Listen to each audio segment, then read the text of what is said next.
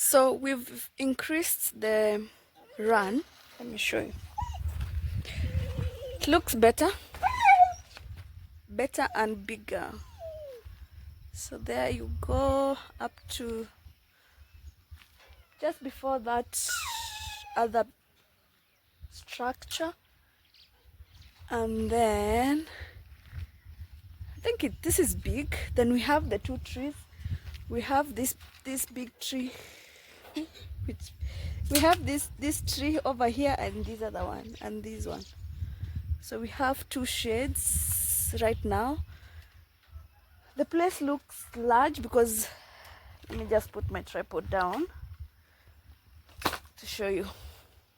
So this is the place that we will have our quarantine. I can like have a half of that, and then we'll be putting our goats when we want to do quarantine over here, or if you want to spray them out. And then the two shades are very nice for the goats. So during lunch or after they are fed, let me show you where they are. So they're out grazing. I don't know if you can see them. Somewhere there. Oh, okay. Somewhere there. They're grazing. So after grazing, we can bring them over here, and they'll be able to just enjoy the shade on those two trees and just stay here for till they go back for grazing. So this is a big run, and even after sweeping our house it looks like it needs another to be swept again.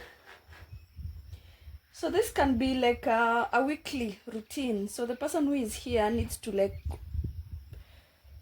just sweep again on a weekly basis. So the structure looks big. It's quite large.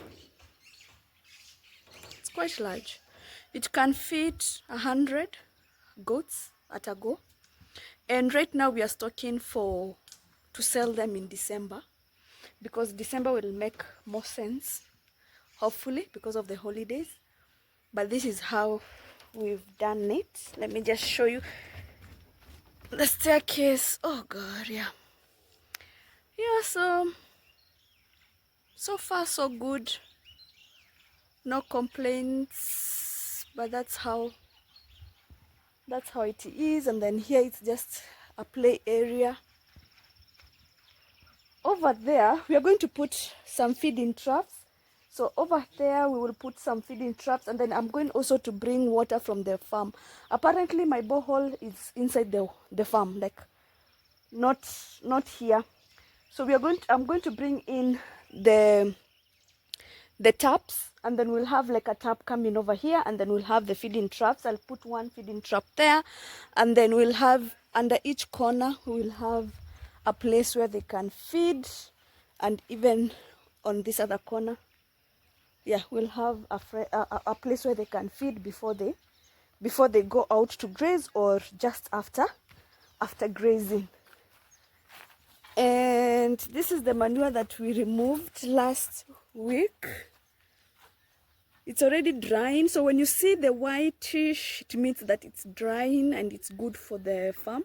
And it's already piling up inside the inside the area. So even this needs to be like a weekly basis of us removing so it will be one of the tasks that needs to be done on a weekly basis. Today I wanted to spray. Actually, I'm not sure if I'm going to spray them or have time to spray, but I needed to spray them.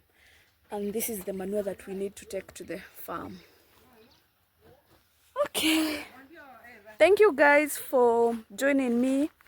This has taken us about 2 months, and of course it's not about how long it has taken. It's only that the person who was doing it was not available. But after almost 2 months, we have a very great run, which I'm very proud of. And by the way, let me tell you something. You see this structure? We will extend that structure. It's for one is part will be for keeping the feeds, and two, it's part of my chicken farm.